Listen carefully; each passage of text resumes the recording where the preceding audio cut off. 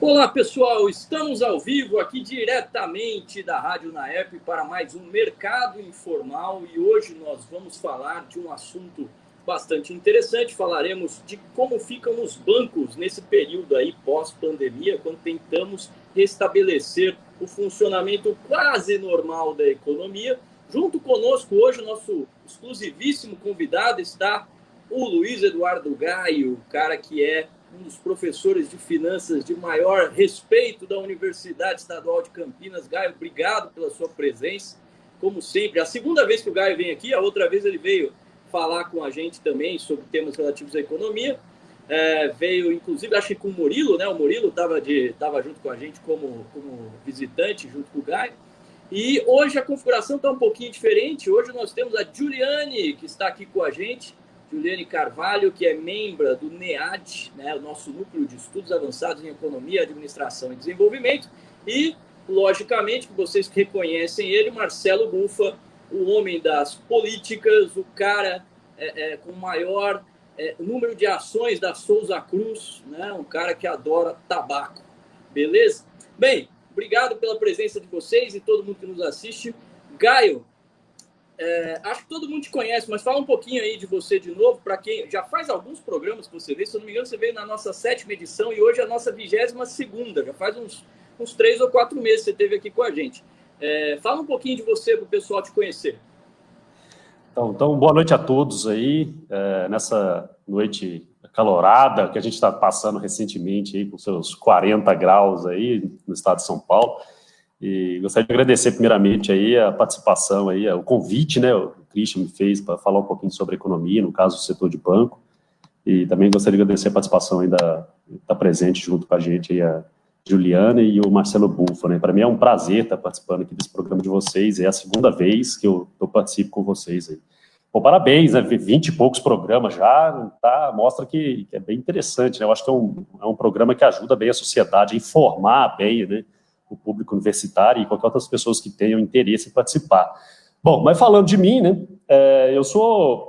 hoje eu estou como professor da Unicamp, né, minha atividade principal, e desde 2016, eu dou aula nos cursos de administração e engenharia de produção, então, basicamente no curso de administração e algumas disciplinas pontuais no curso de engenharia de produção.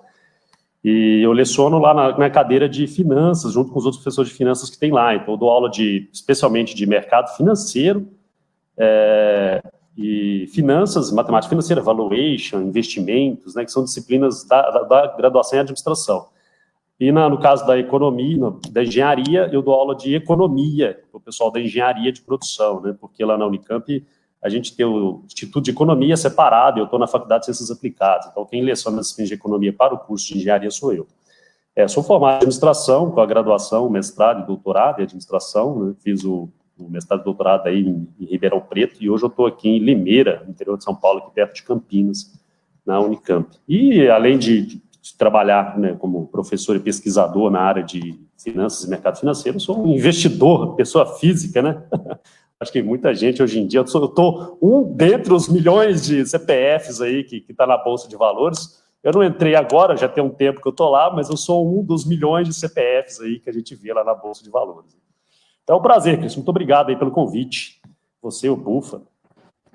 O prazer é nosso, o senhor é sempre muito bem-vindo aqui, já é nosso sócio aqui. Prazer é nosso, Gaio. Gaio, deixa eu te falar uma coisa. Você sabe que eu tenho uma visão bastante crítica em relação ao mercado bancário brasileiro, por conta de termos poucos bancos, né? Quando eu estudei nos Estados Unidos, morei lá um tempo, nós tínhamos bancos regionais e uma estrutura regional muito forte de instituições financeiras, além das instituições nacionais e as instituições multinacionais, são aqueles bancos que se expandem para o resto do mercado financeiro mundial. E isso é muito forte nos Estados Unidos, inclusive a não concorrência entre essas esferas. O pequeno investidor, ele usualmente está ali no investimento nos bancos regionais. O investidor de médio porte já vai ali para um padrão mais nacional, e o investidor de grande porte faz operações ultramarinas, faz operações com grandes multinacionais. Eu vejo que no mercado bancário brasileiro ainda é muito incipiente. Nós não temos bancos regionais, Você citou há pouco tempo, aí a gente estava conversando nos bastidores, uma aproximação que você teve do pessoal aqui do Banco Ribeirão Preto, que é um banco que basicamente lida com investimentos, é um outro segmento, nós não estamos falando de banco múltiplo, não é banco com uma portinha aberta para o usuário comum, né? Coisa que não acontece no exterior. No exterior, esses bancos regionais eles têm um apelo popular muito forte, são bancos que sim, captam ali dinheiro dos pequenos investidores. E no Brasil nós não temos essa consolidação. A que se deve isso? Como é que você enxerga esse cenário? E se você enxerga que existem mudanças no ar a esse respeito, mudanças que inclusive foram ensejadas pelo menos nos primeiros debates com o atual presidente na época de campanha e com sua equipe econômica, né? Existia ali uma pretensão de ampliar o número de agentes econômicos nesse mercado específico dos bancos, mas coisa que não se concretizou e muito pelo contrário, fala-se aí ainda de uma redução ainda dos poucos bancos regionais capaz de ainda não sobreviverem a esse período que nós estamos vivendo. Ainda assim, esse segundo trimestre foi um trimestre vantajoso para os bancos em termos de recuperação, né? Se recuperaram de um primeiro trimestre lamentável, que teve cerca de 40% de diminuição dos lucros em relação ao primeiro trimestre de 2019. Em 2020, então, a coisa foi um pouquinho pior no primeiro trimestre, mas no segundo trimestre eles já melhoraram ali 7,5% em relação à involução que tiveram no primeiro. Como é que você vê esse cenário da pulverização dos agentes bancários no Brasil e se isso tende a melhorar, inclusive por conta das consequências para o próprio consumidor, né? Hoje os bancos eles têm taxas altíssimas e a gente não pode fazer muito porque são poucas as empresas que estão no mercado, não tem muita concorrência. Como é que você enxerga isso, Gaia? Bom, você colocou bem o cenário, né? Fez uma comparação legal aí com o mercado americano, mas é bom a gente, antes de explicar os detalhes dos bancos, mas é bom a gente lembrar que o Brasil ele é um país que está aprendendo a ter uma democracia, né? Então, se a gente for ver que a democracia mesmo começou a partir da Constituição de 88, e antes a gente tinha o regime militar e tal.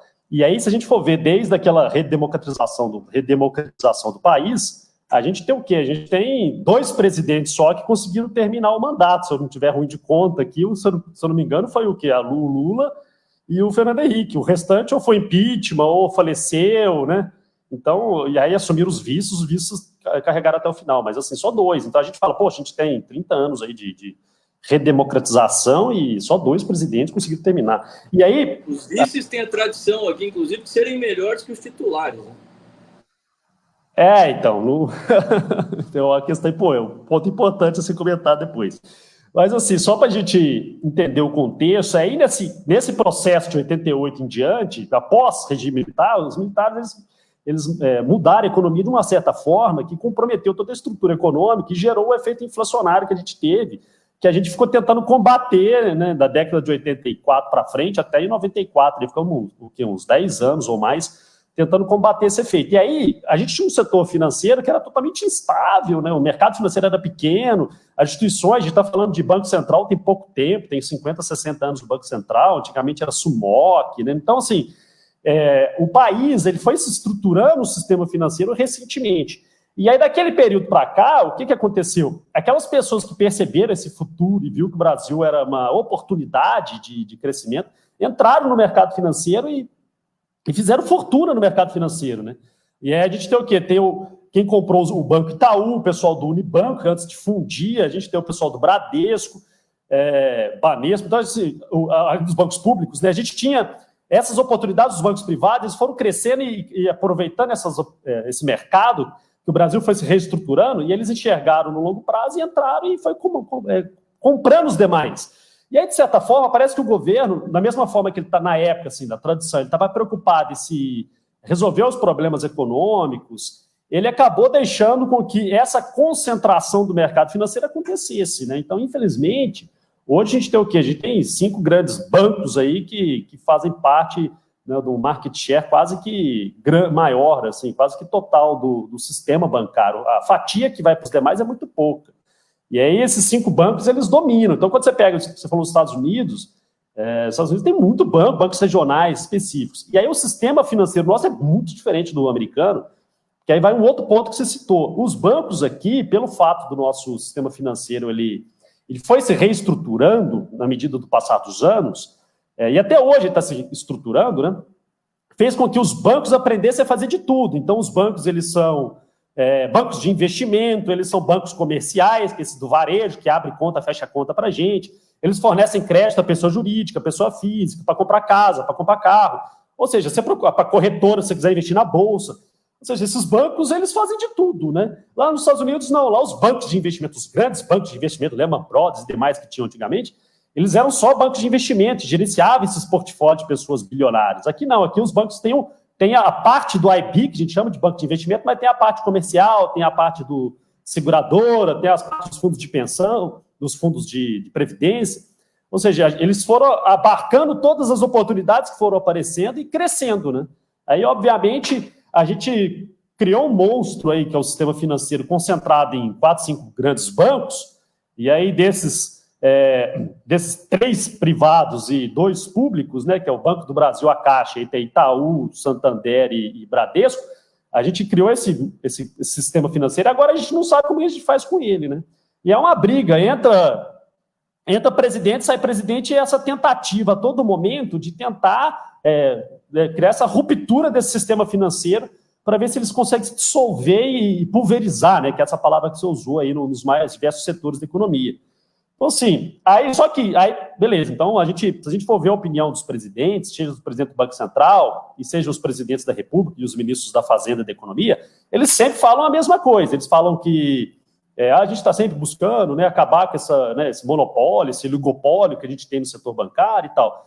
Mas por trás, se a gente for ver, por quem toma as decisões do mercado financeiro são todos banqueiros, né? Então, se você for ver quem é o atual presidente do Banco Central, olha o currículo dele, você vai ver que ele veio do setor financeiro dos bancos, trabalhava na parte de câmbio, não vou citar o banco aqui, mas se vocês olharem, vocês vão descobrir. Os diretores dos bancos, do Banco Central, fazem parte também do setor financeiro, o ministro da Economia hoje, os ministros da Fazenda antigamente, quase todos, a sua maioria, são dos bancos, né? Então, assim, é muito difícil você ter um banco, aí você sai do banco que você faz parte, entra para o governo, vai decidir se você acaba ou não com o banco pelo qual te formou, né? É uma decisão meio difícil. Então, assim, eu percebo que há uma pressão para que haja essa ruptura aí no sistema e quebre um pouco esse modelo de estrutura do mercado bancário.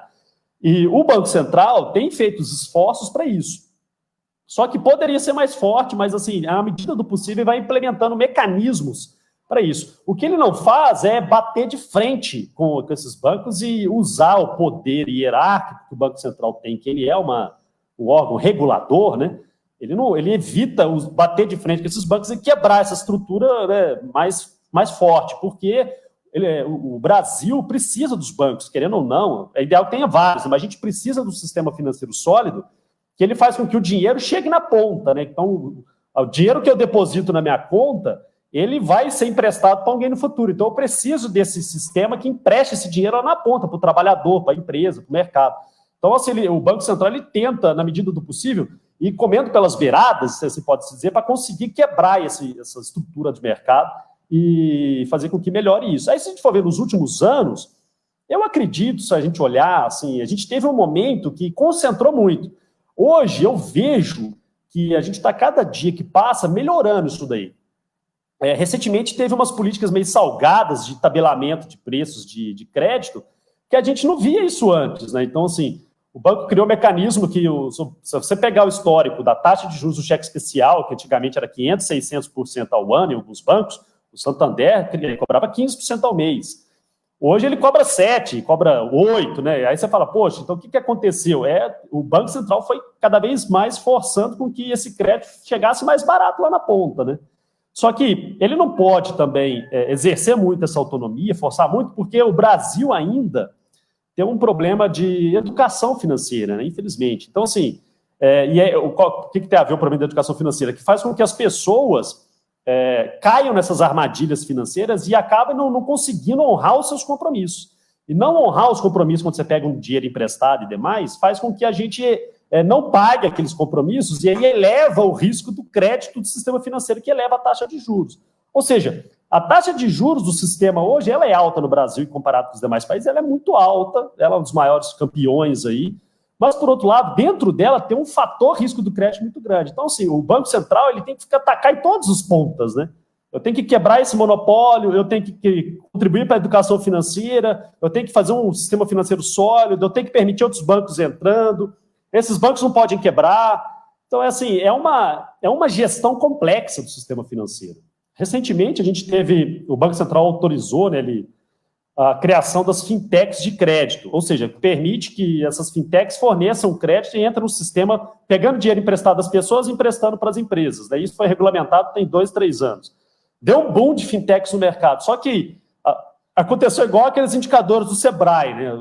Essas fintechs estão quebrando, elas estão entrando, praticando no mercado de crédito, que é altamente complexo, difícil, o risco é alto, você tem que saber mapear o risco, emprestar para uma pessoa sim ou não, e o Banco Central abriu as portas para as fintechs, elas estão elas estão quebrando grande parte delas, aí automaticamente os grandes bancos entram e falam, não, eu tenho know-how nisso daí, eu entendo, ele compra esses setores aí e faz o negócio funcionar. Então, assim, respondendo a sua pergunta, eu acho que a gente está evoluindo, mas, assim, a passos mais curtos que a gente poderia estar, porque o sistema, às vezes, é meio difícil você dar uns passos muito largos, então a gente está evoluindo na medida que a gente consegue. Poderia ser mais rápido? Eu acho que sim, mas precisa de interesse aí do sistema, dos políticos e dos demais, né?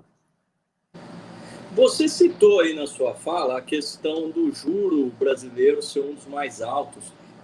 Para ficar claro para o pessoal que está nos assistindo, nós estamos falando do juro para quem vai tomar crédito nos bancos, né? Que é o pessoal que vai enfrentar a análise de risco que o banco faz em relação ao nosso cenário macroeconômico.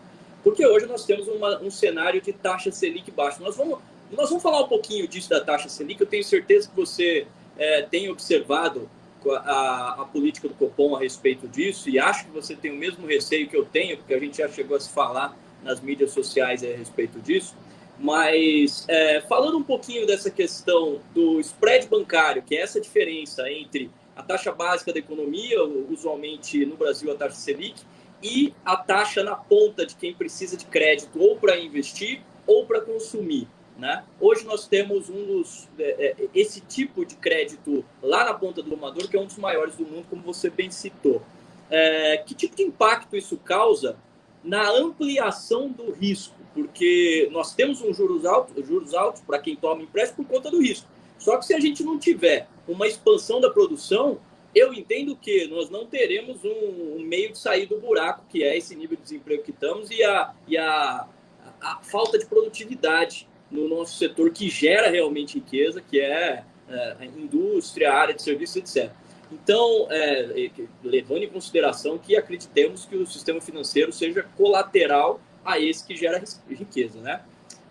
Como é que você vê isso? Você acha que tem escapatória para isso, uma vez que o risco gera alta do juro e o juro gera alta do risco, porque, de certa forma, a gente não consegue melhorar a nossa estrutura. E o governo, praticamente inerte, com uma política de segurar uma taxa Selic que não está dando certo, visivelmente, porque o nível de produção não está aumentando, né? Basicamente, você arrisca a sua inflação em função de uma situação de produção, né? A gente sabe que não é o caso deles, eles estão segurando a taxa Selic por conta do endividamento, né, do governo. Mas como é que você acha que poderia ser uma saída, uma vez que, pelo que a gente está vendo, não está funcionando? E os bancos no meio, né? Os bancos no meio gerenciando um risco elevado, com uma taxa elevada para o pessoal que deveria estar tomando dinheiro para poder fazer investimento. Como é que você enxerga isso?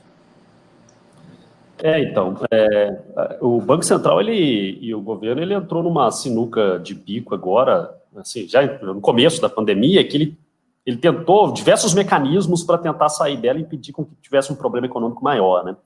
E algumas medidas foram bem sucedidas, que é o caso dessa auxílio emergencial para as famílias, e teve outras medidas que não foram tão bem sucedidas, que foi todo um planejamento de crédito para micro e pequena empresa, para fazer com que as empresas se mantivessem funcionando, ou seja, se elas congelassem, esperasse, né, todo mundo ficar em casa e descongelasse e funcionasse normalmente, né? Só que, infelizmente, algumas quebraram e tiveram problemas. Então, vamos entender primeiro o mercado de crédito, né? O crédito no Brasil, se a gente for ver, o Banco Central ele tem todos os números lá, você consegue consultar dos números macro, aí, das políticas de crédito inteira, como é que está esse comportamento das taxas de juros por banco, da concessão de crédito por modalidade, um histórico nos últimos tempos, tanto para a pessoa física quanto para a pessoa jurídica, né? E aí o que aconteceu? O sistema financeiro, ele tem que circular o dinheiro, então todo o dinheiro que eu depositar no banco, automaticamente, ele tem que se converter, o banco tem que passar esse dinheiro para frente para que a economia gire, né? Então, se o meu dinheiro eu ponho lá, deposito num investimento no banco, deixo parado lá, o banco vai pegar esse dinheiro, vai emprestar para alguém para construir casa, né, carro, né, comprar carro, né, e montar uma padaria, assim por diante. Então, o crédito, apesar da gente achar ruim, porque a taxa de juros, tarará, mas ele é importante, o sistema de crédito é importante para que a economia gire, né? O dinheiro só gira porque ele há crédito. Agora, o que acontecia nos últimos anos, o que está acontecendo hoje? O Brasil, ele tinha um descolamento grande entre a taxa da pessoa física, era muito alto, absurdamente alto, e a taxa da pessoa jurídica era muito mais baixa. Então, quando você ia conversar com o banco falava assim, eu cobro caro porque minha inadimplência é alta. E aí, realmente, é verdade. Outro fator que faz o banco cobrar caro são os números de funcionários que ele tem, o custo que ele tem, mais essa Selic, a taxa de juros que o mercado pratica. De forma geral, o custo do crédito, geralmente, ele é mais caro devido ao nível de inadimplência. Ponto. Então, quanto mais as pessoas deixam de pagar as contas, mais caro vai ficar o crédito para a próxima, porque o banco não fica com esse prejuízo, ele embute no crédito da próxima pessoa. E aí, se ele faz uma leitura boa do sistema de crédito e consegue aplicar esse crédito para a pessoa específica, ele consegue diminuir esse risco do crédito dele. Então, um dos principais riscos que o banco tem é o risco de crédito. E aí, o que aconteceu? Quando veio a pandemia, é um momento em que, imagina que o pequeno empresário, ele vai precisar de um dinheiro para cobrir o capital de giro, porque ele fechou a loja dele, mas tem que manter o pessoal empregado. O governo vai falar para ele, vamos fazer de tudo para que você consiga manter o seu funcionário empregado durante 2, 3 meses e você com o estabelecimento fechado, beleza?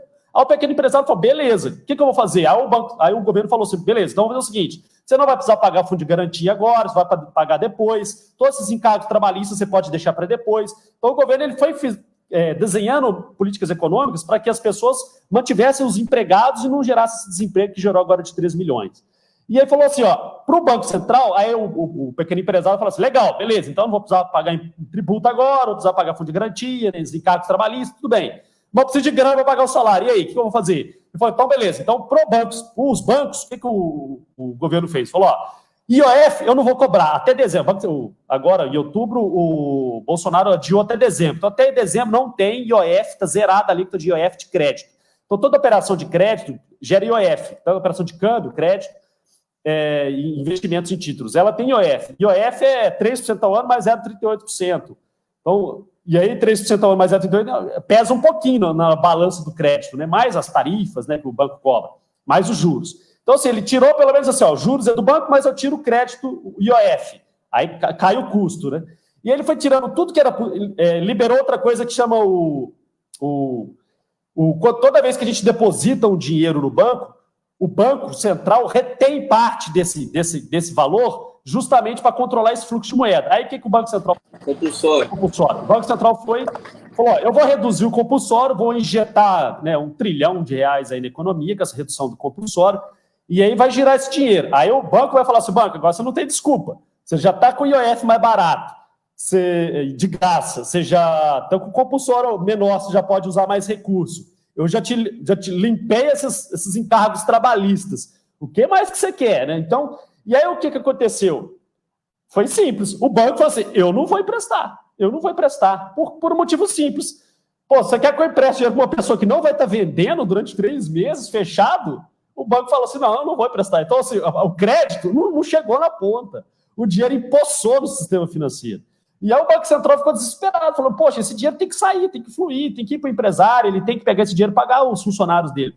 Então, aí o Banco Central ficou tentando de todos os mecanismos, o Tesouro e o Ministério da Economia, falou, não, então vamos tentar fazer com que a Caixa libere uma modalidade de financiamento, o BNDES liberou outra modalidade de financiamento, então assim, foi fazendo diversos programas para tentando apagar esse incêndio, porque na outra ponta o banco falou, não, eu não vou, porque o risco do crédito já era alto, agora triplicou o tamanho, sei lá o número, mas elevou demais. Então o banco ele reteu, porque ele falou assim, eu não vou transformar uma crise econômica da pandemia numa crise de crédito, então eu estou fora disso daí.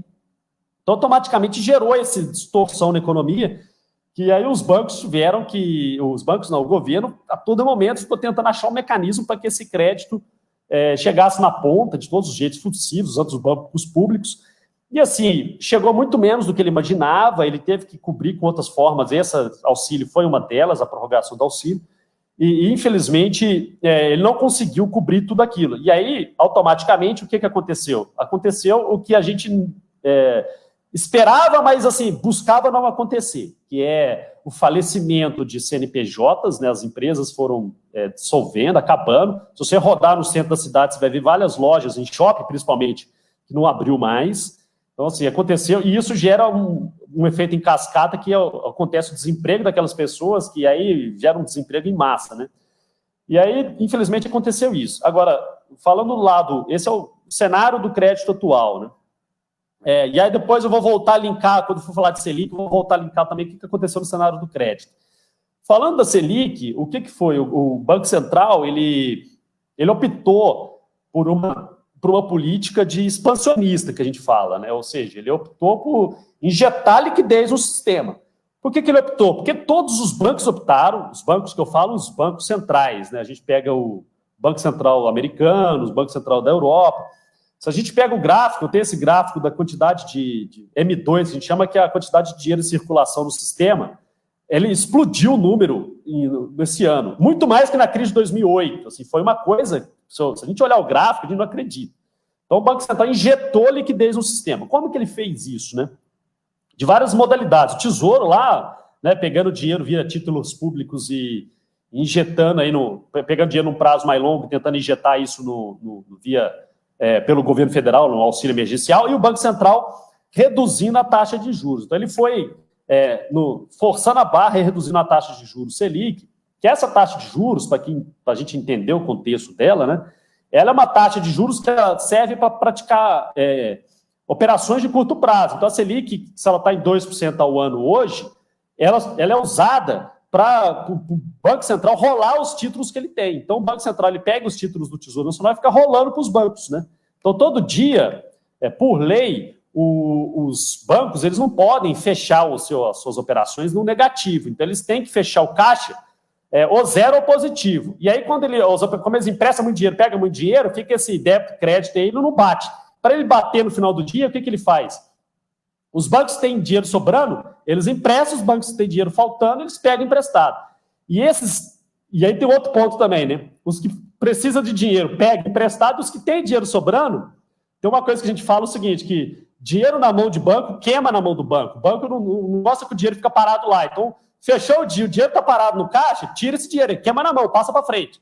Então, ele empresta. Ele passa para frente de quem? Né? Aí vem a pergunta, de quem? São duas pontas. A gente pode passar para frente na mão de uma, que seria emprestando para outros bancos, né? O Santander está com o dinheiro parado, salta positivo, ele empresta para o Bradesco, para o Banco do Brasil e demais, ou ele empresta para o governo. Ele empresta como? Numa operação que o Banco Central chama de compromissada. Então, ele dá o dinheiro para o Banco Central, pega um título do Banco Central, uma operação de compromisso de recompra, por isso chama compromissada, e tem um compromisso de pagar amanhã. Então, é como se os bancos emprestam dinheiro para o Banco Central, para amanhã ele me receber. E o processo inverso também. O Banco Central empresta dinheiro, recolhendo as compromissadas, injetando dinheiro na economia. Ou seja, essa taxa Selic, moral da história, a taxa Selic de 2%, quando ela serve justamente para o Banco Central emprestar ou recolher dinheiro do sistema financeiro, né? Então, quando ele abaixa essa taxa Selic, ele injeta dinheiro no mercado. Quando ele sobe a taxa Selic, ele puxa, ele enxuga o dinheiro no mercado. Por uma questão lógica simples, né? Se a taxa de juros é alta, se é o Santander, você vai falar assim, poxa, vou preferir emprestar para o governo federal do que emprestar para o Bradesco. Então, ele recolhe o dinheiro da economia. Pode falar. Isso é mais ou menos que uma medida colateral que concorre, inclusive, ela é paralela à função original da Selic, que é a de liquidação dos títulos, né? O sistema do Selic ele indexa o título da dívida pública que está lastreando os fundos lá também, não é isso?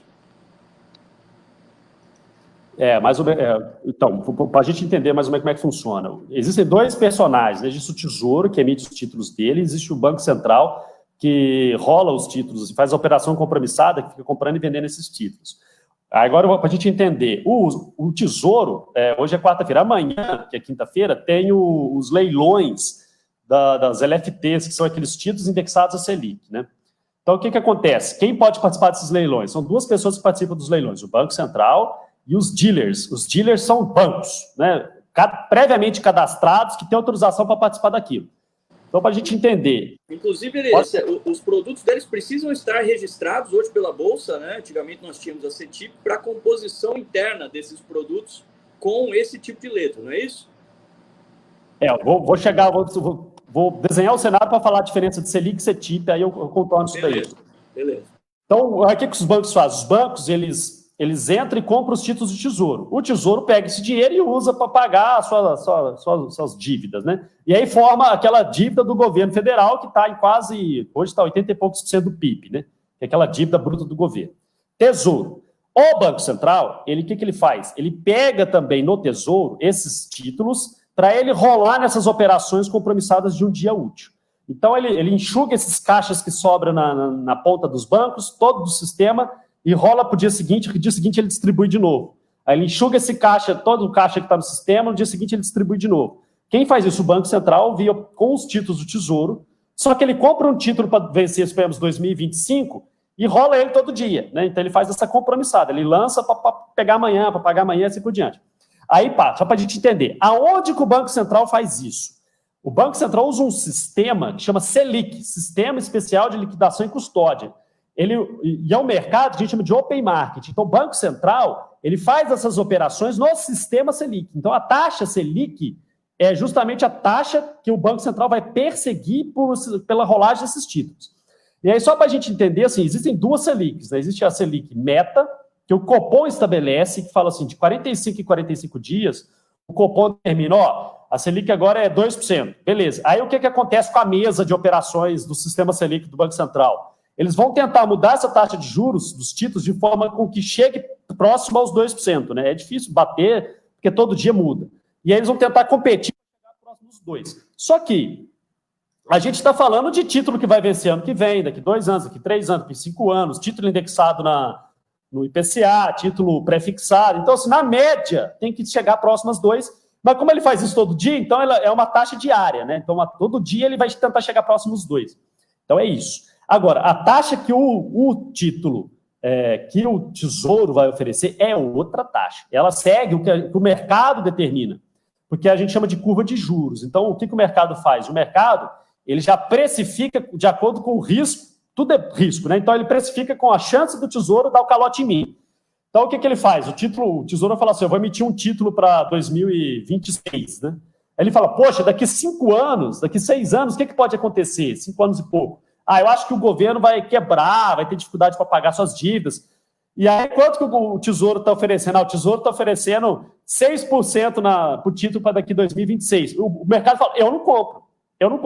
Se ele não aumentar essa taxa, eu não compro. Aí o que acontece? Existe no leilão, os bancos, eles vão jogando ordem, igual a Bolsa de Valores. Eu pago 6,5%, eu pago 7%, eu pago 7,5%, não sei o quê, até que chega no valor acordado, que é aquele pelo qual o Tesouro consegue empurrar para o mercado o máximo de títulos possíveis. Então, o preço que o mercado paga nos títulos é ele que determina via no leilão do Tesouro. O Tesouro ele vai tentar lançar uma taxa e, a partir daí, o pessoal vai tentando outras taxas até que chega num acordo e ele vende aqueles títulos. No entanto, então, é uma discussão interessante que o Banco Central, por lei, ele não pode participar do Tesouro influenciando essa taxa do leilão. Ele é obrigado a seguir o que o leilão do Tesouro determina, que é os dealers, né, que é os praticantes do mercado, usam. E essa taxa, ela é o que é? Segue um comportamento de juros futuro. Então, ele olha assim, poxa, então em 2025 ela sobe, 2026 ela sobe, 27, 30. Então, à medida que o tempo passa, ela sobe. Aí, o que é o problema que a gente vê hoje? A Selic é 2%, ela serve só para aquela rolagem do Banco Central que eu acabei de falar dos compromissados. No longo prazo, ela está alta. Então, a gente pega os títulos 10 anos, está dando 8% de juros. Aí você fala, 8%, e é alto ou é baixo? Poxa, quando a Selic estava 6%, título de 10 anos era 8%. A Selic está 2%, título de 10 anos é 8%. Então, não mudou nada. A Selic caiu, o longo prazo está alto do mesmo jeito. Então, isso é o maior problema que o Banco Central enfrenta hoje. Como baixar a taxa futura de juros, fazer com que essa curva de juros baixe. Aí você fala, o que isso tem a ver com a minha vida do dia a dia? Eu, pessoal, vou lá todo dia. Ela influencia o maldito a taxa do crédito dos bancos, né? A taxa do crédito dos bancos é alta. Então, assim, responde uma pergunta que 99% da população não sabe. Por que quando a Selic cai, o banco não cobra mais barato? Porque a taxa de juros de longo prazo está alta. Ponto. Então, se o Banco Central não conseguir, o Tesouro, influenciar a taxa de longo prazo, não adianta para zerar esse Selic por menos 5%. Se a taxa de juros de longo prazo tiver 20%, o seu crédito na ponta vai ser de 20% ao ano. Agora, só para falar do CETIP, né? Só para fechar antes, te interrompendo aí. Está falando de Selic. Selic é o quê? É a liquidação e a custódia, Sistema Especial de Liquidação e Custódia de Título Público. Então, a gente está falando de liquidação lá do Banco Central. Casado a esse sistema, volta ao que eu falei antes. Então, imagina que o Santander fechou o caixa do dia, ele tem um dinheiro parado lá. Então, o que ele pode fazer? Opção A, ele compra do Banco Central e dá o dinheiro para o Banco Central, né, deixa o dinheiro lá paradinho. Ou, opção B, ele dá o dinheiro para o Santander, para o Bradesco fechar o balanço dele positivo ali no saldo do dia. Para ele emprestar para o Bradesco, o Bradesco vai emitir um título que ele vai comprar esse título para o Bradesco para recomprar no dia seguinte. O Bradesco vai oferecer uma taxa de juros. Aí eu sou o Santander, eu vou falar o seguinte, bom, Bradesco, que taxa você está oferecendo? Aí o Bradesco fala, eu vou oferecer 1%. Aí eu vou para o Banco Central, que oferece 2%, que é a Selic deles, né? Aí o Bradesco fala, não, então beleza, então não é 1 não, eu ofereço 1,9. Aí o Santander fala, não, eu vou para o Banco Central, que oferece 2%. Aí o Bradesco fala, não, eu ofereço 2,1. Fala, opa, ficou interessante, então eu vou para o Bradesco. Então o Santander, ele empresta dinheiro para o Bradesco numa operação que chama CDI, que é o Certificado de Depósito Interbancário. Essas liquidações do CDI, elas são, essas manipulações, compra e venda dos títulos do CDI, eles são liquidados, para não casar as palavras, né, eles são liquidados na CETIP, que hoje a CETIP está na Bolsa de Valores, que é a B3. Então, a B3, ela cuida dos títulos públicos, dos títulos privados, o Banco Central dos títulos públicos. Né? Perfeito. Tivemos uma aula aí de como funciona o sistema com o Gaio. Eu confesso que é bom rememorar esses conceitos, Gaio, porque eu até já cheguei a trabalhar na prática com isso. Mas com um especialista como você nos ajudando aqui, fica mais fácil de entender. Agora eu gostaria de abrir para as perguntas da Juliane, que veio aqui como representante discente do nosso NEAD, né? Ela é uma das nossas pesquisadoras júniores, né? Que temos aqui no NEAD. Juliane, você tem alguma pergunta para fazer para o Gaio? Aproveita que o Gaio é fera aí, vai conseguir te responder até porque foi que o Barão de Mauá comprou o Banco do Brasil, viu? E quebrou depois. Né? Quebrou depois, Marco. Diga, Juliane. Nossa, eu fiquei até sem palavras. Gente, você fala muito bem, ele domina realmente o assunto. Muito obrigada por responder tão claramente, Luiz. E a minha pergunta, eu acho que é uma pergunta que é bem pertinente para um estudante, que é: o que você acha que uma estudante de Relações Internacionais precisa para poder entrar num banco, se vale a pena ainda hoje em dia, e se eu preciso talvez fazer uma especialização, ou algumas outras dicas. Legal, pergunta legal, né?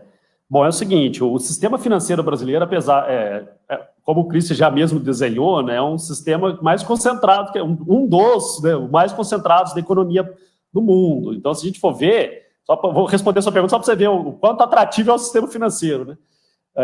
É o lugar onde mais remunera melhores as pessoas. Então, a gente está falando que a remuneração do sistema financeiro é muito descolada da remuneração dos demais setores da economia.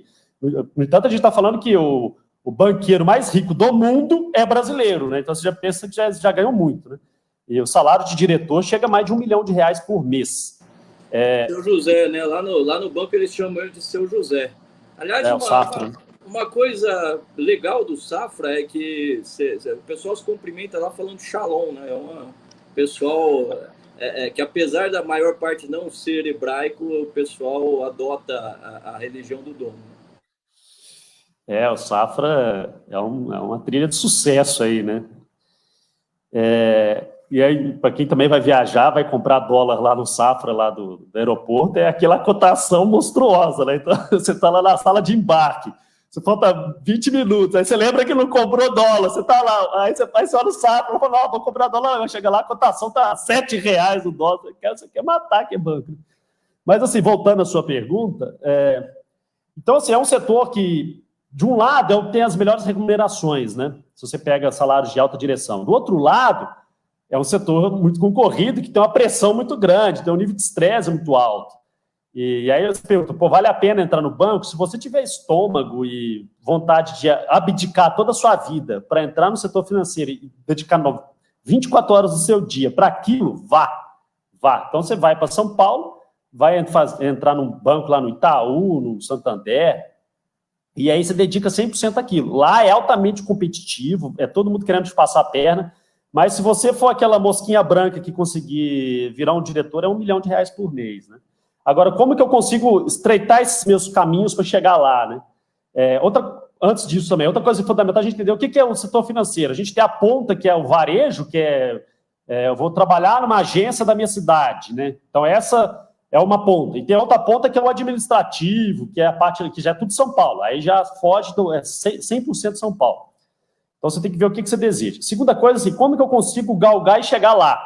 Banco, cada dia que passa, ele se preocupa mais pelos conhecimentos bancários do que pelos conhecimentos da formação pelo aluno sai. Então, o aluno, se ele é de relações internacionais, se ele é formado em administração, economia, legal, eles vão concorrer de igual para igual. Então, você tem uma vantagem que, independente disso. Agora, mas o que é o diferencial deles? Se você tem conhecimentos bancários. E para ter conhecimentos bancários, você tem que ter certificações bancárias. Então, existe um rol de certificações. Você começa no varejo, que é CPA 10, CPA 20, CEA, CFP, CGA, até o nível mais alto das certificações, que é o CFA, que vale internacionalmente, né? Mas custa, né, $4 mil. E é 3 módulos, difícil pra caramba, assim. Mas se você quer galgar o máximo possível, faz as certificações, estude bastante, presta todos os trainees possíveis e vai para São Paulo. E aí é aquilo que eu te falei, você vai ficar uns 20 anos sem ter vida, né? Sem ter vida social, 100% dedicado ao setor financeiro. É verdade tudo isso que o Gaio falou. Eu tive contato com na época era a diretora de tecnologia, né, o CIO lá do Safra, o Cristiane, que chegou a substituir o CEO, né? E ela reportava direto com o Joseph Safra, né? E a pessoa dedicou-se inteiramente à carreira, sabe? Não tem aquela coisa de vida social. Pra vocês terem uma ideia, eu tive uma reunião com ela, acho que era 9 horas da noite, que era o horário da agenda dela, que ela pôde me atender lá no Safra, na Paulista, né? Porque é 24 horas trabalhando, né? Então, assim, o sistema financeiro, ele te coloca num esquema de vida que é bem diferente daquele que a gente vê usualmente, né? Eu saí do banco por conta disso, né? Eu virei professor por conta disso. Mas diga aí, Marcelo Bufa, diga-me quais são os seus questionamentos para o nosso querido Gaio. Aproveita e põe aquela bem capiciosa, aquela que mexe com você, do jeito que você gosta de fazer. Sim. Eu tenho uma dúvida, é algo que está, na verdade, corrente essa semana aí, né? Que, ao que parece e tal, o Banco Central, ele lançou esse novo Pix agora, né? Que os bancos vão ter que agora acabar, no caso, fazendo aquelas transferências cara pra caramba que a gente fazia lá, DOC, TED, né? Que era pago.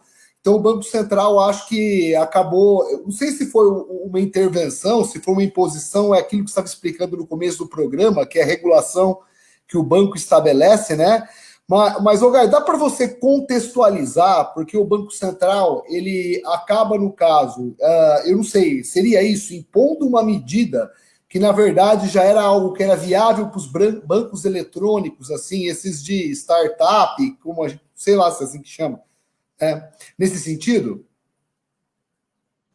É uma startup, só que essas startups financeiras a gente chama de fintech, né? Financial Technology, são essas empresas de tecnologias financeiras, mas são startups sim. Sobre o Pix, o que aconteceu? Assim, o Banco Central, ele, como eu falei, ele vai comendo pelas beiradas, assim, a política atual, aí ele vai tentando cortando as asinhas dos bancos de pouquinho em pouquinho, né? E uma dessas medidas que ele está implantando agora, que esse ano ele já está falando disso, é o Pix. O que é o Pix? É um novo modelo de transferência de recursos. Então, ela não vai tirar com os que já existem, vai continuar todos que já existem, e criou um novo, um a mais. Está rolando já, inclusive, né? Esses dias o banco, um dos bancos que eu tenho conta, ele me mandou lá, olha, cadastre o seu Pix, você pode cadastrar N, né? Como é que funciona a mecânica, Gaio? Vou explicar. Ele está rolando o cadastro agora e vai começar a funcionar em novembro, as transações. Então, assim, é um novo modelo de transferência de recursos, ponto. Então, se eu quero mandar dinheiro para o Christian, como é que eu faço? O Pix é um jeito. Para o Bufo, como é que eu faço? O Pix é um jeito. É um jeito de mandar dinheiro para duas pontas, né? E aí essas pontas podem ser pessoa jurídica, pessoa física. Então, entre pessoa jurídica, entre pessoas físicas, entre jurídica e física, tanto faz. Então, assim, substitui tudo. Outra coisa, não sei se todo mundo conhece, mas tem uma modalidade de envio de recursos internacionais que chama Western Union. O que você faz? Você chega para a pessoa lá, sei lá, no Iraque, fala, cara, eu quero ter de mandar um dinheiro, como é que eu faço? Aí ele vai lá no Western Union, cadastra, ele gera um código, sei lá, 10, 14 dígitos, eu me lembro de cabeça. Ele me passa, ele falou assim, ó, vai no banco do Brasil que pratica o Western Union, digita esse código e manda o dinheiro. Beleza, aí eu vou num banco, no caso do Brasil, é o Banco do Brasil, né, coincidentemente. Entrou a operação de Western Union no Banco do Brasil e fala, ó, faz uma remessa de $1.000 para esse número aqui. Aí não pergunta quem é, o que está fazendo da vida, nada. Simplesmente, eu só tenho que justificar o que eu estou mandando dinheiro por questões de receita, né, federal internamente. Mas é isso. Aí o dinheiro vai para a ponta lá e ele pega o dinheiro. Beleza. Então, o Pix é tipo isso. Só que o que aconteceu? O Banco Central criou um sistema de informação dentro dele, que as transações vão passar pelo sistema de informação do Banco Central. Então, assim, é como se fosse... Eu tenho no meio o Banco Central, e eu tenho o intermediário, que é um banco, e eu tenho a ponta, que é a pessoa. Então, a pessoa, pelo banco, cadastra uma chave, e a transferência vai rodar no sistema do Banco Central, depois vai para outra ponta, para o outro lado, para outra pessoa cadastrada. Então, como que funciona? Todo mundo vai cadastrar uma chave, mais de uma chave, até 5 chaves por conta corrente. O que é essa chave? Essa chave pode ser o seu CPF, o seu e-mail, o seu telefone ou um número aleatório. Então, imagina que você fala, poxa, CPF? Não quero CPF, não. Eu quero comprar do José da esquina um café, mas eu não quero que ele fique sabendo meus dados, meu CPF. Tudo bem, então cadastra um número aleatório. Aí o banco gera um número aleatório lá e te dá. Essa é a sua chave. Então, o que vincula? Vincula a chave ao banco. Então, cada banco, você vai poder fazer 5 chaves pessoa física, né? Pessoa jurídica, 20, se eu não me engano. E essas chaves só valem para um banco. Uma chave única, né, Gaio? Chave única, que no sistema inteiro não tem a mesma chave, não é isso? Isso. É isso. Então, é isso que eu ia falar. Para 2 bancos, eu não posso a mesma chave. Então, cada banco eu posso fazer 5 chaves. No segundo banco, outras 5 chaves, se eu puder. Eu não consigo fazer a mesma pela coisa, porque essa chave vai me registrar no sistema do Banco Central como se fosse assim, ó, Gaio, Luiz Eduardo Gaio, tem essa chave aqui. Pronto. Que é meu CPF, 1, 2, 3, 4, 5, por exemplo. Então, beleza. Então, essas transações vão girar no sistema do Banco Central via chave de negociação. E aí, o que eu faço? Eu vou chegar agora, vamos supor, Bufa. Pô, cara, eu tô te devendo uma grana, como é que eu te pago? Você fala assim, beleza. Você fala, me passa, você tem o Pix? Você vai falar assim, tem, então me passa a sua chave aí. Você fala, é meu telefone. Eu falo, beleza, então eu entro no sistema, digito o seu telefone, que é a sua chave, que pode ser, né? CPF, telefone, e-mail e o aleatório, digito o seu telefone, aí aparece lá, eu envio dinheiro, R$100 para você. Aí eu falo, ô, Bufa, acabei de te mandar a grana, beleza? Beleza. Você consulta no seu sistema, você recebeu o dinheiro. Então, assim, funciona que nem o Gaio, funciona que nem o QR Code. É simplesmente aquele código lá que você manda e já... Isso. E já acaba falando. Vamos olhar para o outro lado agora. Legal. Tem o QR Code. Aí o que o banco fez? Falou assim, legal, mas você vai ficar pedindo chave para as pessoas, que chatice, né? Passa essa chave aí, né? Aí o Banco Central falou assim, vamos criar um sistema de QR Code que vai vincular a chave do cara, né? Então, eu chego para você e falo assim, Bufa, eu estou te devendo R$100, cara, preciso te pagar. Você fala, passa a sua chave. Aí você fala assim, não, peraí, deixa eu te mandar o QR Code. Aí, pelo sistema, você vai conseguir gerar um QR Code que vai estar vinculado na sua chave, e aí você me manda. Aí eu leio ele e passo o dinheiro para você. Tanto faz. Então, ou eu vou entrar no sistema digitar a sua chave, ou eu pego o sistema e leio o seu QR Code. Esse QR Code tem 2, tem o fixo e o dinâmico, né? Então, o dinâmico ele pode mudar constantemente, o fixo é um só, porque ele está vinculado a um valor. O dinâmico, eu vou lançar um QR Code agora de R$100, lançou o dinâmico. O fixo toma esse daqui para todo mundo pagar para mim R$100, né? Imagina que eu vou arrecadar R$100 de todo mundo. Então, eu posso usar um QR Code fixo, né? Então, o Banco Central tem esses 2 chips. Qual que é a vantagem? Eu vou falar os 2 pontos, né? Eu vou colocar os 2 lá. Qual que é a vantagem do Pix? Primeiro que para a pessoa física, ele não tem tarifa zero. Então, Você não vai precisar... Hoje em dia, assim, quanto que é o TED? Aí você fala, que conta que é a sua? Ah, minha conta eu não tenho...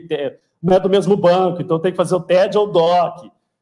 DOC demora um dia útil, então vai cair só amanhã, sabe? É que é a chatice do dia a dia, né? Aí você fala, poxa, mas a minha conta é conta simples, então o banco me cobra para TED, sei lá, R$15.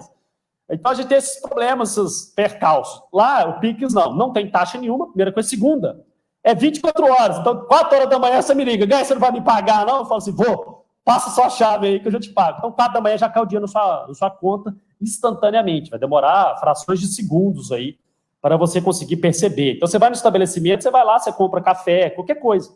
Então essa é a vantagem. E aí o que vai acontecer no sistema financeiro? Isso é uma inovação que está acontecendo no mundo todo. As pessoas vão deixar de utilizar o quê? Dinheiro. Você não vai precisar de dinheiro mais, dinheiro físico, espécie. Você vai precisar do quê? Cartão de crédito. Você não vai precisar de mais nada, você vai precisar só ter um celular na sua mão que lê um QR Code ou você digita a chave da pessoa. Só. Aí você vai lá, vou pagar imposto de renda, manda o QR Code para mim, beleza. Ou então a empresa vai pagar meu salário, eu mando o QR Code para ela paga meu salário, ou meu COI, ou minha chave. Eu vou tomar um café, dá o QR Code aí, pá, leio o QR Code e tomo café. Então, vai ser isso, é 24 horas por dia, sem final de semana, sem nada, todos os dias por semana. Essa é a vantagem. Para a pessoa jurídica, a instituição financeira vai poder cobrar. Agora, por que eu falei que vai comendo pelas beiradas dos bancos? Que ele vai cortando aqueles FIIs, né, que aquelas taxas de administração, de crédito, sabe? Essas taxinhas que o banco, aos pouquinhos, o Banco Central está cortando isso daí. Então, e aí, o que o Banco Central fez na lei? Fez uma coisa legal na lei. Imagina que você tem conta num banco Alfa, né? Eu sei lá se esse banco existe, mas lá, Alfa. Então, eu tenho conta nesse banco. Esse banco, eu cadastrei o Pix lá, mas ele fala para mim o seguinte, se eu fizer TED, eu posso fazer até R$10 mil de TED. No Pix, ele me está autorizando só R$1, né? Então, eu vou fazer TED, não vou fazer Pix, né? Aí, o que o Banco Central falou? Falou, ó, não tem limite, pode ser qualquer limite. Quem determina o limite é a instituição financeira. Só que a instituição financeira tem que ser igual à prática de crédito dela. Se ela der para você um TED de 20 mil, ela tem que dar 20 mil de Pix também. Ela não pode dar valor a menor para te forçar a ir para o produto dela. Ela tem que igualar o produto do Banco Central com o produto dela. Mas o limite é infinito, vai de acordo com o modelo de conta bancária que você tem na sua instituição financeira. Então, é assim que funciona. Agora, por outro lado, né, vamos fazendo teoria da conspiração. O Christian gosta aí, para a gente refletir algumas teorias da conspiração. Né? Agora vamos linkar os pontos políticos aqui. Né?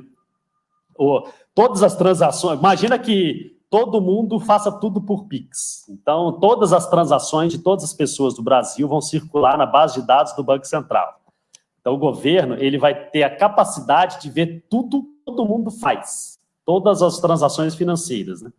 E aí você fala assim, poxa, então para mim é bom, porque é fácil, né? Porque eu vou estar implementando 24 horas por dia, mas eu vou estar susceptível agora à fiscalização do Banco Central e da Receita Federal e de órgãos de corrupção e demais. E, por outro lado, coincidentemente, eu acho que deve ser uma coincidência, acredito eu, eles estão tentando propor um imposto sobre transação, né? Então, olha só que coincidência. Você força... Caio, só para ver se eu entendi essa sua opinião, vai dar para minha esposa ou para minha ex-esposa comprar um apartamento em dinheiro à vista a partir de agora, sem o pessoal ficar sabendo? Como é que é isso? Vai dar para, por exemplo, eu, sei lá, ocultar dinheiro de uma maneira diferenciada, assim, só para se referenciar assim, com o que a gente está vendo de descoberta na política? Porque hoje em dia, as transações não passam pelo sistema do Banco Central, então o Banco Central ele não consegue, ele só consegue via quebra de sigilo bancário. Então, as minhas transações pessoais, ele não tem acesso. Ele tem acesso só se for alta demais. Se eu chegar no banco e for sacar acima de um determinado limite, aí o banco é obrigado a notificar o Banco Central. Fora isso, não tem notificação. Por isso, alguns políticos que a gente vê ficam fazendo um monte de cheque lá, depósito em caixa de R$200, né? Vai 200 mil depósitos de R$200 no caixa, né? No caixa eletrônico, né? Porque ele foge dessa fiscalização que é obrigado a mandar para o Banco Central. Então, hoje, o Banco Central, o COAF e demais, ele não pega todo mundo, né? Só alguns poucos que ele consegue pegar algumas transações em níveis maiores. E aí, com o Pix ilimitado, rodando dentro do sistema, ele vai ter acesso a tudo. Ele vai ter acesso geral a todas essas práticas em tempo real. Então, ele não vai precisar... só que essa regulação de quem pode ter acesso ou não é específica, né? Ela está protegida pela lei dos dados das pessoas. Então, se você for ver a política, eles falam, não, a gente tem acesso, mas ela vai estar protegida pela lei de dados e tal. Tá pela lei, mas ele tem acesso facilmente depois, assim, que ele conseguir, a hora que ele quiser, né? E aí, voltando ao que eu ia falar, né? Curiosamente, está se implantando, propondo um modelo de tributação sobre transferência, pagamento. Então, todo o dinheiro que rodar no sistema financeiro vai ser tributado. Então, se você paga o aluguel da sua casa, você chama o cara lá, né, que é o dono do imóvel, dá o dinheiro para ele, e ele fica com o dinheiro para ele guardado no colchão, você não precisa pagar imposto. Eles estão propondo um imposto assim, se eu pagar via boleto bancário para ele, aí tem imposto. E agora com o Pix, vai rodar tudo no Pix, né? Então, facilmente ele vai conseguir mapear onde que vai tributar e como que ele vai tributar esse sistema, né? Queria só dizer aos senhores que eu e o Gaio temos um amigo chamado Leonardo que já registrou seu Pix como o @Xena Princesa Guerreira, então vocês não poderão pegar esse, tá bom? Leonardo já pegou. Escuta, Gaio, nós estamos assistindo aí a um fenômeno já recorrente, crescimento do dólar. Hoje o dólar subiu mais um bocadinho, né? Para quem tem viagem marcada para o exterior como eu, tô feliz pra caramba com isso, tá? Tô muito feliz, vocês não têm noção. E o dólar tá hoje 5,623, subiu 0,5 hoje, e a Bovespa caiu 0,1, tá? Como é que você vê isso no curto prazo? Você acha que a gente vai conseguir recuperar essa posição? E quanto isso, enquanto expectativa de mercado, está deixando o nosso querido amigo Guedes preocupado com a sua permanência no cargo? Hoje, eu já vi nos jornais pela manhã, já saiu na Veja, inclusive, um artigo dizendo, olha, voltamos à situação do balança, mas não cai, né? Ele está muito firme com o presidente, mas existe já uma reverberação aí nos agentes econômicos do mercado financeiro, uma vontade explícita de que seja feito algum remanejamento ali para que as coisas voltem ao seu curso normal. A incerteza está muito alta, né? Por diversos fatores dos quais você já falou, inclusive. Como é que você vê essas opções políticas e econômicas se confundindo nas medidas do Guedes? E como é que nós vamos sair desse dólar estapafúrdio que nós estamos, se é que vamos sair, e quem sabe aí ter um mercado de ativos de segunda ordem, digamos assim, né, no secundário lá na Bolsa, menos volátil do que nós temos hoje? Bom, vou falar mais ou menos o cenário do dólar para a gente entender o contexto político aí, depois a gente comenta do Guedes, né? O dólar ele subiu muito recentemente, principalmente impulsionado pela uma fuga de capital. Então, o Brasil está tendo um problema que, desde 2015 para cá, ele está perdendo recursos internacionais. Então, assim, está caindo cada vez mais. E, recentemente, caiu muito rápido, né? Então, quando a gente olha a Bolsa de Valores, a gente vê um aumento grande de CPF de brasileiros que estão indo para a Bolsa de Valores, mas estrangeiros estão fugindo da Bolsa, né? Ou seja, os estrangeiros não estão querendo investir na Bolsa brasileira, mas os brasileiros confiam muito, está tudo indo para lá. E aí, quando a gente tem essa fuga de capital, então, imagina que você tem os investidores, eles investem no Brasil e investem em reais, aqui a nossa moeda é reais, para ele sair fora, ele vai ter que converter o investimento deles em reais em dólar. Então, eles vão comprar o dólar o máximo possível, converter os reais deles para dólar, comprando o dólar, e comprar dólar aqui dentro puxa a taxa para cima, né? Então, a taxa sobe, porque eles precisam comprar dólar embora para os Estados Unidos, né? Embora o capital deles, né? Não eles necessariamente, que eles não estão aqui. E aí acontece isso, né? O cara vai comprar ações em reais, então ele converte. Quando ele tem que trocar. Então ele vende o dólar dele, pega real e compra as ações. Então derruba a taxa. Então a gente, com essa fuga, gerou um aumento de taxa. Então esse aumento de taxa gera um efeito econômico grande aí, que, igual vocês mesmos comentam, você e o Christian e o Léo Terra sempre comentam, que gera um efeito na cadeia produtiva, porque os produtores... Imagina que sobe o dólar, o cara, em vez dele vender o arroz dele aqui no Brasil, ele vai aprender a vender o arroz dele lá fora. O cara do café, cotação em café é em dólar, saca de café é em dólar. Então, o cara vai vender o café dele para quê aqui, sendo que ele pode vender lá no exterior, né? Então, gera uma fuga de produtos, commodities, principalmente, que o Brasil é muito forte nisso. E aí, falta aqui, sobe os preços aqui dentro, sobe a inflação internamente. Então, esse dólar, ele está puxando muito, começou a puxar muito o IGP, o IGPM, o GPDI, que é o índice de inflação que pega toda essa cadeia produtiva, né? O Banco Central, como ele está com aquela política de estimulação, cada vez mais injetando dinheiro, ele está derrubando a taxa de juros. E aí está dando efeito contrário, né? Derrubar a taxa de juros está gerando aquela fuga de capital e esse aumento do dólar que a gente está vendo cada vez mais. Então, hoje, o IPCA está para sair, já o IPCA de setembro, né? A gente está em outubro, o de setembro foi 2,44%. A parte mais baixa do IPCA do Banco Central, ele persegue 4%, mas a banda inferior é 2,5%, está 2,44%, bem abaixo, um pouquinho abaixo da banda. Provavelmente esse mês ele vai subir muito por causa da alta dos alimentos, né? Então, o que acontece? Aí, provável, eu acredito que o Banco Central vai subir a taxa de juros. Ele já deveria ter subido a taxa de juros na última vez, porque a gente está com uma taxa de juros de 2%, com uma inflação de 2,4%. A gente está negativo, não existe isso. A gente é um país emergente, a gente tem problema político, então não existe taxa de juros negativa, um país problemático em termos estruturais, né? Agora, o que acontece também em questões políticas? Todo esse ruído político de Brasília gera o que a gente chama assim, naquela curva da taxa de juros, aumenta o risco do governo não pagar os títulos deles. Por quê? A gente está num momento atípico. 2020 está gastando muito porque a gente tem pandemia. Saiu disso, fechou 2020, ou a gente bota as contas no eixo, ou o Brasil pode entrar em default, né? O que a gente fala aqui, ele não vai conseguir pagar essas dívidas dele que ele tem, que ele está fazendo.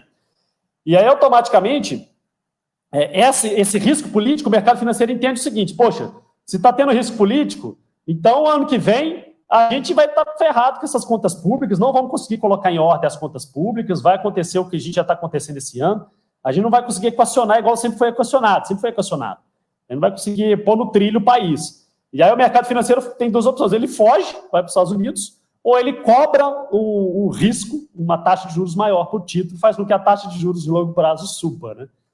E aí o que acontece? Toda vez que gera esse ruído político, a taxa de juros sobe, a de longo prazo, a bolsa cai e a de longo prazo, né? Sobe, a bolsa cai e o dólar sobe, dispara, que gera esse efeito de fuga de capital. Ou seja, o mercado financeiro, ele enxerga sempre o amanhã, né? Sempre o depois, não hoje. Hoje já foi, então ele enxerga sempre o depois. E o Guedes, ele era aquela figura pelo qual foi colocada lá com um propósito muito específico, né? Colocar as contas em dia. Então, a gente até brinca, né? 40 dias atrás ele falou assim, já tem uns 42 dias atrás, ele falou assim: daqui 40 dias vocês vão ver que eu vou anunciar 6 privatizações. Passou, não privatizou nada. Aí sempre fala, a gente vai... Eu lembro que ele falava lá no começo: eu preciso de 1 ano para colocar as contas em dia, já tem 2 e está quase 100% do PIB, as dívidas. Então ele sai fala... A pior dele, se o dólar passar de R$5, vai ser... A gente só passa de R$5 se a gente fizer muita bobagem. Tá em 5,63. E o Guedes, ele veio do BTG, do Pactual, né? E o Pactual era um dos concorrentes do Banco Garantia, que era do dono da Ambev, que é o mais rico do Brasil, né? Eram os 2 grandes bancos que tinham lá na década de 70, desses bancos que cresceram muito, 60, 70, 80, o Garantia e o Pactual foram um dos grandes bancos. Aí o Pactual, o P do Pactual é de Paulo Guedes, né? E hoje é o do BTG, comprou e tal. Então, assim, o André comprou. Né? Aliás, um cara interessante para trazer aqui, anotem aí, é o André, viu? O fundador lá Fundador não, que foi o CEO do BTG, né? Que fez essa operação aí com o Pactual. O André Esteves. André Esteves. Ou seja, então, o que aconteceu? O mercado está assim, tá de olho. Aí toda vez que percebe que o Guedes vai cair e tem uma pressão muito forte de tentar empurrar novas dívidas fixas, né, obrigatórias no orçamento federal, que fura o teto de gasto que já tinha sido aprovado na Constituição, o mercado falou: opa, estou saindo fora do Brasil, o dólar sobe, bolsa de valores estou fora, a bolsa cai, e a taxa de juros, opa, eu quero que o governo, se ele for me vender título, eu quero que ele me venda título no mínimo a 10% ao ano, sabe? Então, sobe essa taxa de longo prazo. Então, o mercado fica nisso daí. Então, toda vez que o Guedes começa a ver que ele balança, mas não cai dele, eu acho que o que está sustentando ele, que se fosse depender do Bolsonaro, dos demais, já tinham chutado ele faz tempo, né? Eu acho que o que está sustentando ele esse mercado ainda está se pressionando. Recentemente, o governo propôs rever a política do Bolsa Família, aquele novo nome, né? E aí ele falou que ia tirar dinheiro da onde? Ia tirar de precatórios.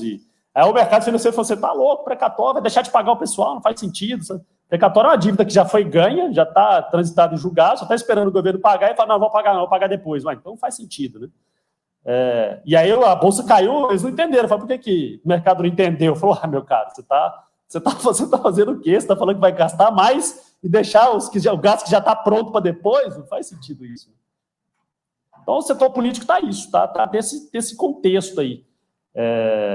O mercado financeiro, ele quer reforma bem feita, reforma administrativa, reforma do Estado, reforma tributária, reforma no sistema financeiro de forma geral, e quer que equacione isso. É a favor de que tenha todo um auxílio emergencial para pessoas de baixa renda, mas desde que seja muito bem justificado e tenha recurso para isso, né? Então, ele quer que faça uma reforma tributária, ache espaço no sistema, no orçamento, e aí encaixa um programa desse. Não fazer puxadinho. Vamos encaixar um programa sem ter onde encaixar, vamos tirar do pobre, dar para o paupérrimo, né, que é o termo que ele usou. Né? Pessoal, acho que foi um dos programas mais elucidativos que tivemos, do tema cerne deste programa, que é a economia. Eu queria agradecer ao Gaio, que é um professor nato, né? Eu estou aqui com uma hashtag Gaio para ministro, no lugar do Guedes, tá? Já fiz essa hashtag, mas o pessoal pediu para eu parar também. Teve uma época que eu fiz isso daí para o Canuto, aí a Dilma chamou o Canuto, ele falou que não ia. Porque ali a bucha estava feia. E o Gaio vai querer me bater também se eu chamarem ele algum dia para ocupar essa posição no ritmo que está agora. Mas, Gaio, eu queria agradecer muito a sua presença aqui, cara, porque você já é sócio nosso aqui. Sei que você tem um monte de afazeres, é um cara super ocupado. Amanhã vai ter um evento também que você está já agendado para esse evento. E queria agradecer a Juliana por estar aqui cobrindo hoje a posição da professora Beatriz Celan. Professora Beatriz Celan, que hoje teve problemas e não pôde estar presente. E o Marcelo, como sempre, muito disposto a gerar algumas turbulências de ordem política. Hoje ele fez pergunta técnica, né? Ele está com problema de transferência, gostou dessa ideia do Pix aí, né? Muito bem. Caio, obrigadão mesmo. Você vê que coisa. Bastante. Tá, então é isso, galera. Muito obrigado pela audiência de vocês. Agora nós teremos, para quem fica com a gente aí na UNAEP, teremos hoje, o Gaio vai conhecer esse cara aí. Hoje vai falar com a gente lá numa das disciplinas, vai fazer uma palestra para a gente, o senhor Alexandre Assaf Neto. Eu acho que o Gaio conhece essa figura aí, uma figura emblemática, né, das finanças nacionais.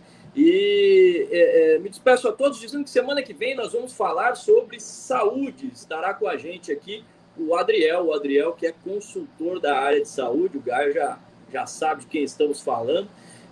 Então fiquem ligados que talvez venha com ele também um executivo da área de saúde que ainda está para confirmar, tá bom? Grande abraço, muito obrigado. Isabela, estamos a seu dispor. Quando quiser, pode nos tirar do ar. Tchau, galera. Valeu!